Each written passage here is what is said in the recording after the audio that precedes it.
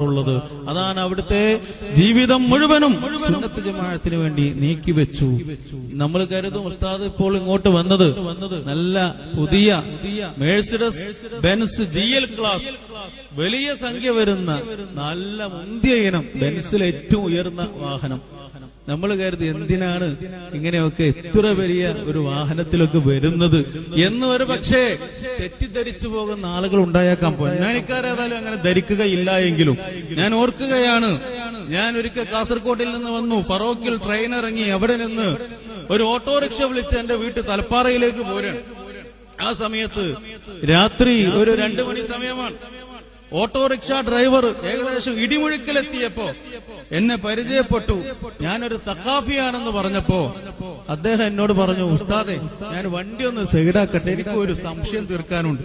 ചെറുപ്പം മുതലേ എനിക്കുള്ളൊരു സംശയമാണ്, ആ സംശയം ഒന്ന് തീർത്തു തരണം. ആയിക്കോട്ടെ എന്ന് പറഞ്ഞു. അങ്ങനെ അദ്ദേഹം എന്നോട് ചോദിച്ച ഒരു ചോദ്യമാണ്.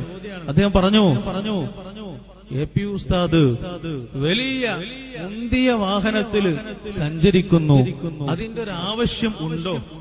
അതിന്റെ ഒരു ആവശ്യമുണ്ടോ? സാധാരണ കാറിൽ പോയാൽ പോരെ?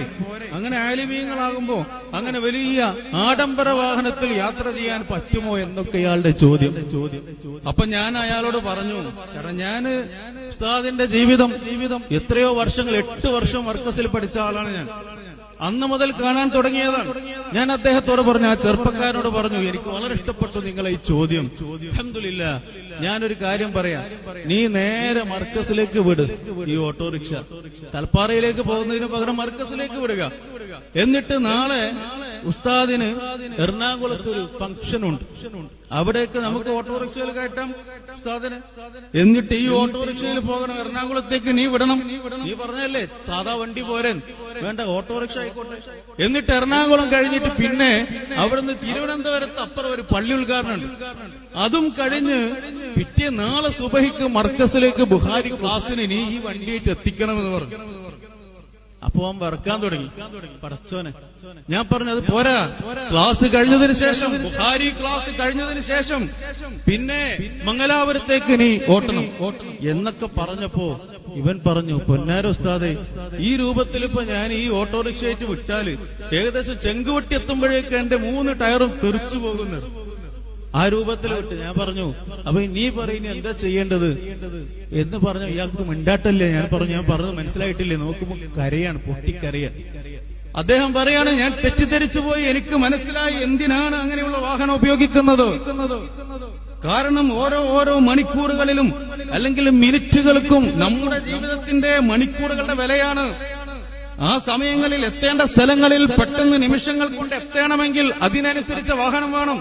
ഇവൻ കരഞ്ഞു, അവസാനം കരച്ചിൽ നിർത്താൻ കഴിയാതെ അവൻ കരച്ചിലിനിടയിലൂടെ എന്നോട് പറയാണ്, ഉസ്താദിന് കാറ് പോരാ, ഹെലികോപ്റ്റർ വേണം.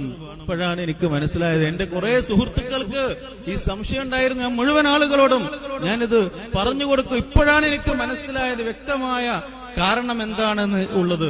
സഹോദരന്മാരെ, പ്രിയപ്പെട്ട മുഅ്മിനീങ്ങളെ, ഓരോരോ ഇപ്പൊ ഈ പൊന്നാനിയിലേക്ക് എത്തി, ഇവിടുന്ന് തിരിച്ച് മർക്കസിലെത്തി, സുബഹിക്ക് ക്ലാസ് എടുക്കണം. അപ്പൊ അതിനനുസരിച്ച് അല്ലാഹു സുബ്ഹാനഹു വ തആല നൽകുന്ന മഹത്വമാണ് ഇഹ്യാ ഉലൂമുദ്ദീനിൽ കാണാം. അള്ളാഹുവിന്റെ ആഖിറത്തിന് വേണ്ടി ഒരു മനുഷ്യൻ പ്രവർത്തിച്ചാൽ, ആഖിറത്തിനെ ചോദിച്ചാൽ അള്ളാഹു ആഖിറവും കൊടുക്കും, ദുനിയാവ് അള്ളാഹു കൂടെ ധാരാളം എറിഞ്ഞു കൊടുക്കും. ദുനിയാവ് ചോദിക്കുന്ന, ദുനിയാവിന് വേണ്ടി ജീവിക്കുന്ന ആള് ദുനിയാവ് മാത്രമേ ഉണ്ടാവുകയുള്ളൂ, ആഖിറം ഉണ്ടാവുകയില്ല. മഹാനായ ഹുജ്ജത്തുൽ ഇസ്ലാം അബൂ ഹാമിദിൻ അൽ ഗസാലി റളിയല്ലാഹു അൻഹു പഠിപ്പിച്ചിരിക്കുന്നു. അതുകൊണ്ട് അല്ലാഹു സുബ്ഹാനഹു വ തആല